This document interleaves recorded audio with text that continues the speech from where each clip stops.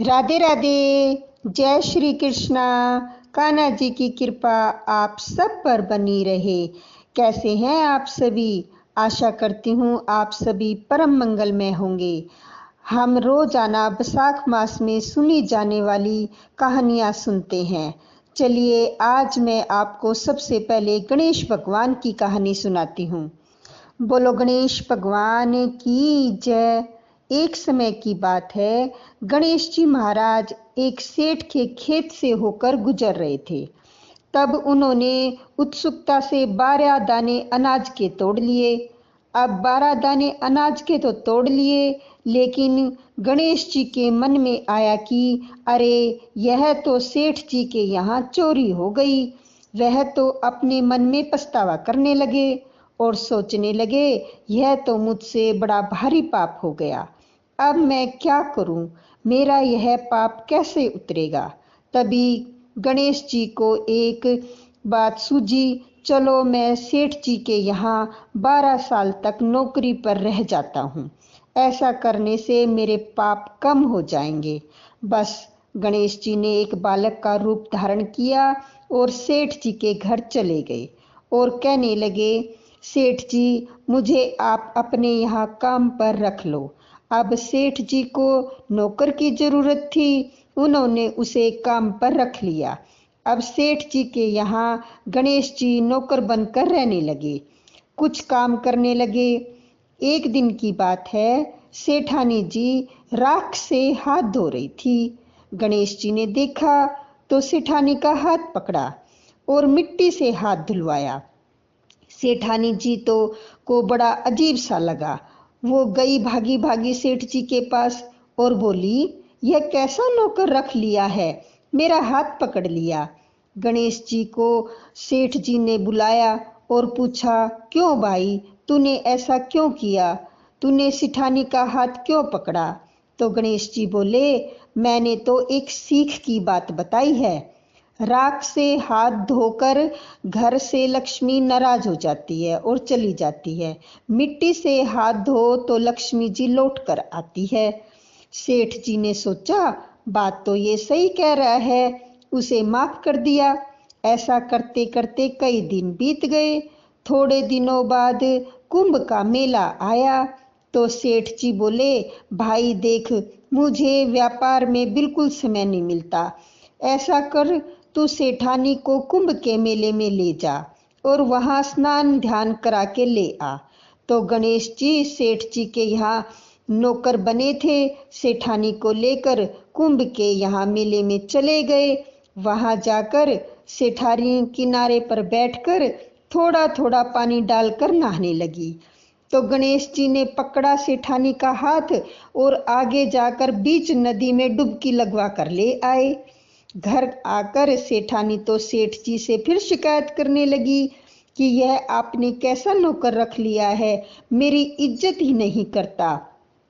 इतने सारे लोग थे और मुझे घसीट कर बीच पानी में ले गया।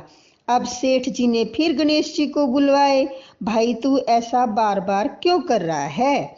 गणेश जी बोले, सेठानी तो गंदे पानी से किनारे पर बैठकर नहा रही थी, मैं उन्हें आगे ले गया और अच्छे पानी में डुबकी लगवा कर लाया हूँ। इससे अगले जन्म में यह बहुत बड़े राजा की रानी बनेगी, इसे बहुत राजपाट मिलेंगे। तो सेठ जी ने सोचा, कह तो ये सही रहा है, बीच में नहाने पर अच्छा पुण्य मिलेगा।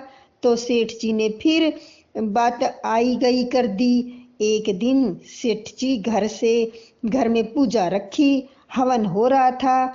सेठ जी तो हवन में बैठे थे, सेठानी अभी तक नहीं आई थी। तो सेठ जी ने गणेश जी को कहा, जाओ भाई सेठानी को बुला कर लाओ।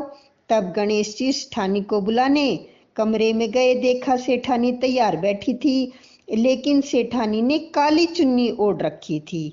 तो गणेश जी बोले, सेठानी जी, पूजा पाठ में काले कपड़े नहीं पहनते, आप चुन्नी बदल लो। लेकिन सेठानी नहीं मानी। तो उसने सोचा, यह नौकर है, मुझे आदेश दे रहा है, मैं क्यों मानूं इसकी बात। तो वह ऐसे ही चलने लगी। गणेश जी ने क्या किया, चुनरी उतारी और फाड़ दी और कहा कि अब लाल रंग की चुनरी ओढ़ो, तब चलो। सेठानी ने तो यह सब काम देखकर बहुत गुस्से में आ गई।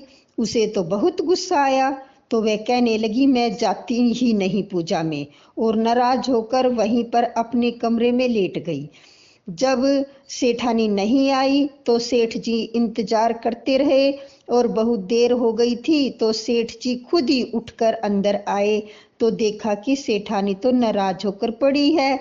सेठ जी ने पूछा, क्या बात है? तो सेठानी बोली, आपने यह पता नहीं कैसा पागल नौकर रख लिया है, आज तो इसने हद कर दी, मेरी चुन्नी फाड़ दी। अब इतना सुनकर तो सेठ जी को भी बहुत गुस्सा आया।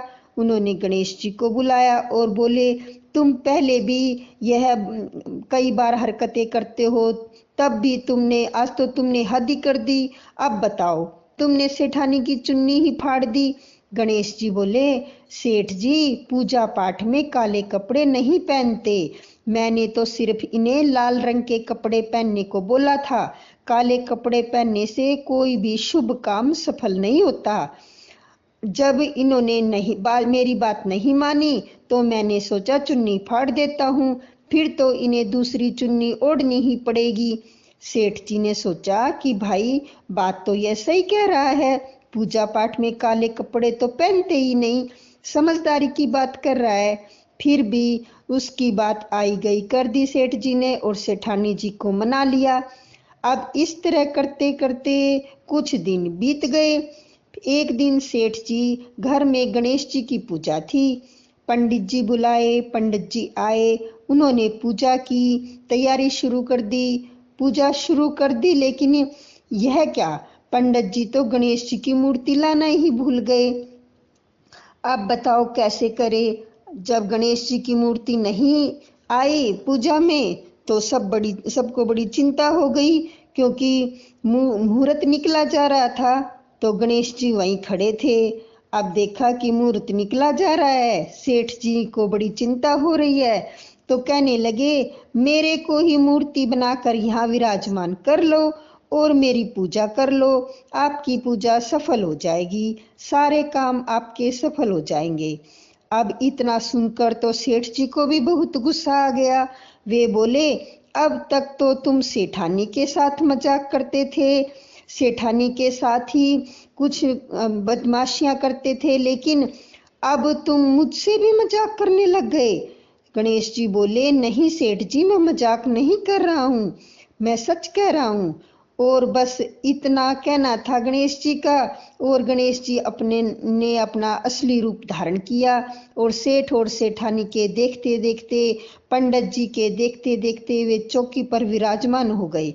अब सेठ सेठानी तो बड़े हैरान, उन्होंने तो गणेश जी की पूजा शुरू कर दी, क्योंकि मुहूर्त निकला जा रहा था। पूजा समाप्त हुई तो गणेश जी वहां से अंतर्ध्यान हो गए। अब तो सेठ सेठानी हाथ सिर के पर रखकर बड़ा अफसोस करे और कहे कि हमसे कितना बड़ा पाप हो गया, हमने इतने सालों से गणेश जी को नौकर बनाकर रखा, इससे उसने उनसे कितना काम करवाया, उन्हें कितना कुछ कहा। ऐसा सोच सोचकर सेठ जी और सेठानी बहुत दुखी हो रहे थे। जब उन्हें दुखी होते देखा तो गणेश जी को भी बड़ा दुख हुआ कि बता, मेरी वजह से ये दोनों दुखी हो रहे हैं। तो रात को सपने में गणेश जी सेठ जी के सपने में आए और बोले, सेठ जी आप दुख मत करो, मैंने आपके खेत से 12 अनाज के दाने तोड़े थे, बस उसी का पाप उतारने के लिए मैंने आपके घर में 12 साल तक की नौकरी करी। आपको दुख होने की कोई जरूरत नहीं है।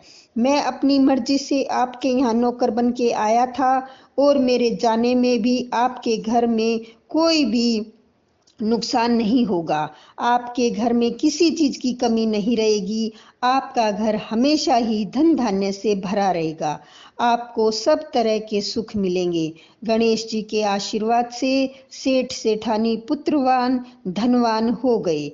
गणेश जी की जैसी कृपा आपने सेठ सेठानी पर की, वैसी ही सब पर करना, कहते सुनते हुकारा भरते सब पर अपनी कृपा बनाए रखना। बोलिए गणेश जी महाराज की जय।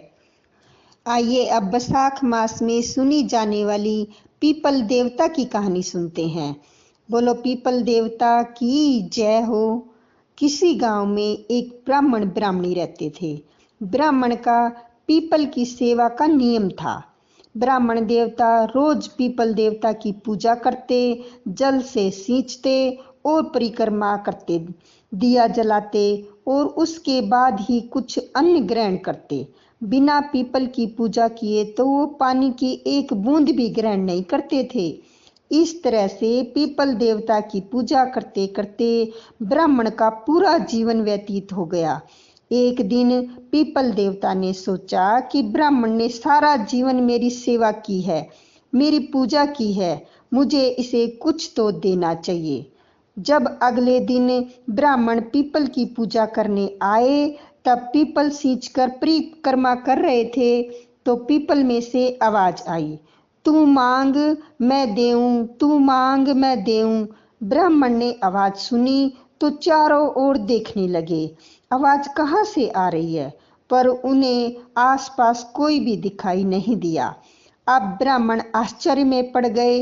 इसके बाद तो रोज ऐसा ही होने लगा। जब भी ब्राह्मण देवता पीपल की पूजा करने आते, रोज पीपल में से आवाज आती कि तू मांग मैं देऊं। यह सब देखकर ब्राह्मण घबराने लगे, क्योंकि उन्होंने सुन रखा था कि पीपल के पेड़ में तो भूतों का वास होता है।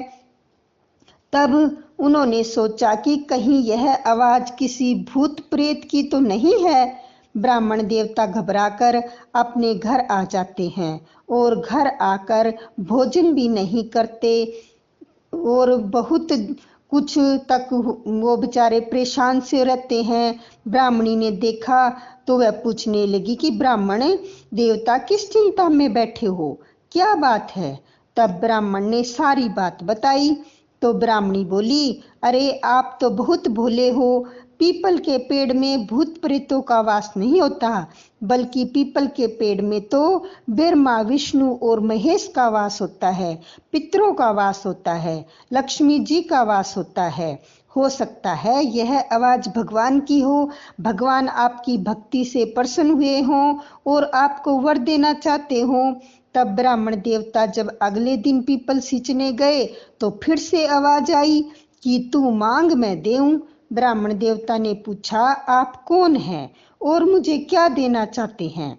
तब पीपल में से आवाज आई, मैं पीपल देवता हूँ और तेरी पूजा तेरी भक्ति से बहुत प्रसन्न हूँ और तुझे कुछ देना चाहता हूँ, तू मांग ले। ब्राह्मण देवता बोले कि मुझे तो कुछ भी मांगना नहीं आता, मुझे नहीं पता कि क्या मांगना चाहिए।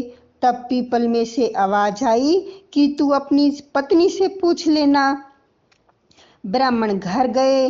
ब्राह्मणी कहने लगी ब्राह्मण से कि तुम तो सही कहती हो, वह आवाज तो भगवान की थी, मुझे कुछ देना चाहते हैं पर मुझे पता नहीं क्या मांगू। ब्राह्मणी बोली, आप पीपल देवता से कहना कि मुझे 9 करोड़ की माया दे, 16 साल की काया दे, बेटा दे, पोता दे, पूरा परिवार दे, सारे सुख दे। तब ब्राह्मण देवता ने अपनी पत्नी की बात मानी और अगले दिन जब पीपल की पूजा करने गए और रोज की तरह आवाज आई तब ब्राह्मण ने वही बात कह दी जो ब्राह्मणी ने कही थी। ब्राह्मण ने पीपल देवता से कहा कि मुझे 9 करोड़ की माया दे, 16 साल की काया दे, बेटा दो, पोता दो, पूरा परिवार दो और सारा सुख दो। पीपल देवता सोचने लगे, ब्राह्मण देखने में तो सीधा साधा था, कहता था मांगना ही नहीं आता, पर सारी ही चीजें मांग ली। फिर बोले, कोई बात नहीं, तूने जो मांगा है सब तुझे देता हूँ। अब ब्राह्मण थोड़ी देर पर वहां खड़े रहे, लेकिन जब उसके हाथ में कुछ भी नहीं आया तो निराश होकर वापस आने लगे। मन ही मन सोचने लगे कि पीपल देवता कहते तो थे कि तुझे सब देता हूँ, दिया कुछ नहीं। इसी तरह अपने विचारों में मगन चले आ रहे थे और अपनी कुटिया के आगे निकल गए। उन्होंने तो ध्यान ही नहीं दिया कि उनकी कुटिया की जगह एक आलीशान महल खड़ा था। जब अपने घर से आगे निकल गए तब पीछे से ब्राह्मणी ने आवाज लगाई, कहाँ जा रहे हो ब्राह्मण देव? ब्राह्मण ने पीछे मुड़कर देखा तो एक सजी धजी औरत खड़ी थी और बहुत सुंदर उसने साड़ी पहन रखी थी, बहुत सारे कपड़े गहने पहन रखे थे। तो ब्राह्मण देवता तो इस भेष में अपनी पत्नी को पहचान ही नहीं सके। तो ब्राह्मणी ने दोबारा आवाज लगाई, कहने लगी, कहाँ जा रहे हो? अपने घर में क्यों नहीं आते? तब ब्राह्मण बोले, तुम्हारा भेष कैसे बदल गया और इतने सारे गहने, इतने सुंदर कपड़े? तब ब्राह्मणी बोली कि पीपल देवता का आशीर्वाद है, पीपल देवता ने आपकी मनोकामना पूरी कर दी, जो भी आपने मांगा था सब दे दिया। तब ब्राह्मण देवता पूछने लगे कि लेकिन हमारी कुटिया कहाँ गई और यह महल किसका है? तो ब्राह्मणी बोली, आप अंदर तो चलो, सब पता चल जाएगा। ब्राह्मण देवता अंदर गए तो देखते क्या है, बहुत बड़ा परिवार हो गया। बेटे पोते नाती सब घूम रहे हैं। ब्राह्मणी बोली, जैसा आपने मांगा था पीपल देवता ने वैसा हमें सब कुछ दे दिया। देखिए सारा परिवार हमारा ही है। अब तो ब्राह्मण देवता भी बहुत खुश हो गए और उन्होंने मन ही मन पीपल देवता को बहुत धन्यवाद किया। पीपल देवता, जैसे आपने ब्राह्मण की मनोकामना पूरी की, वैसे ही आप सब पूजा करने वाले, कथा करने वाले, कथा सुनने वाले सबकी मनोकामना पूरी करना। बोलिए पीपल महाराज की जय हो।